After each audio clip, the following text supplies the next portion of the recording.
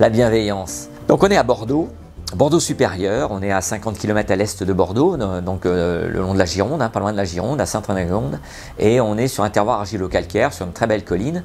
C'est un petit domaine de 11 hectares avec deux vignerons, néo-vignerons, un homme et une femme qui sont devenus des paysans, parce qu'il y en a beaucoup qui ne deviennent pas des paysans. Ils sont magnifiques. Mais surtout, ce qui se passe avec le mouvement qui est en train de se produire à Bordeaux, c'est encore petit, c'est encore local, mais un mouvement de retour au terroir. C'est-à-dire Bordeaux a longtemps a eu la suprématie du vin dans le monde, du vin rouge, avec un style de vin un peu conforme aux attentes du palais, c'est-à-dire des vins qui étaient un peu stéréotypés sur un goût unique, uniformisé on va dire, avec des méthodes de vinification qui uniformisaient et qui niaient le terroir très souvent.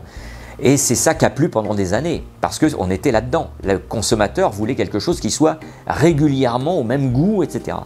Et là, c'est un gros changement de ces nouveaux vignerons.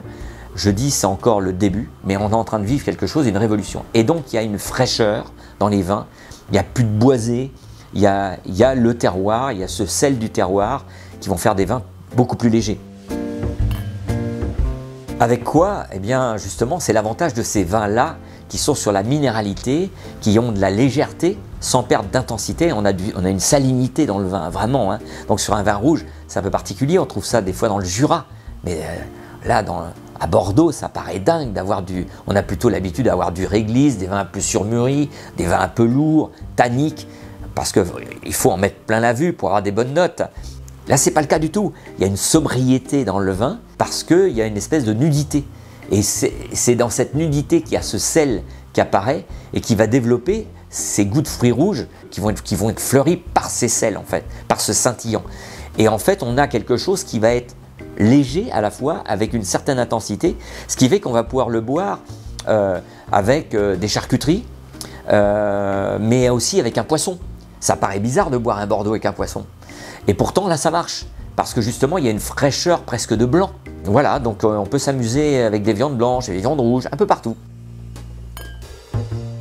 Des jeunes qui ont envie de découvrir le vin.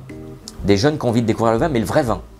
Parce que c'est assez facile. C'est un vin qui a de l'intensité, mais voilà, il y a une gourmandise sans excès. Parce que je vous disais, il y a une certaine sobriété. Donc c'est un vin qu'il faut découvrir un petit peu. Mais des jeunes qui sont déjà dans l'idée de « je veux découvrir le vin », pas seulement des jeunes qui veulent se faire juste plaisir comme ça. Voilà.